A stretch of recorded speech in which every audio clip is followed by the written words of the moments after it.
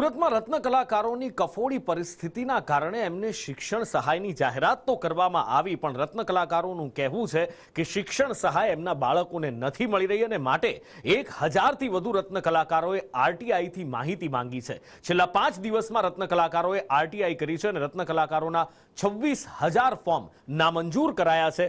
મંદીનું ગ્રહણ છે, રત્ન કલાકારોને ઘર ચલાવવું મુશ્કેલ છે, જિંદગીના બે છેડા ભેગા કરવા મુશ્કેલ છે, બે ટંકનો રોટલો રળવો અત્યારે મુશ્કેલ થઈ ગયો છે। એમાં જો બાળકોની આવી પરિસ્થિતિ થાય તો એમના બાળકોનું ભવિષ્ય શું? જો બાળકોને સ્કૂલે ન મોકલી શકાય તો એમનું ભવિષ્ય શું? આ વેદના જ્યારે રજૂ કરવામાં આવી ત્યારે શિક્ષણ સહાય જાહેર કરવામાં આવી, પણ સામે આરોપ છે કે 26,000 ફોર્મ નામંજૂર કરાયા છે।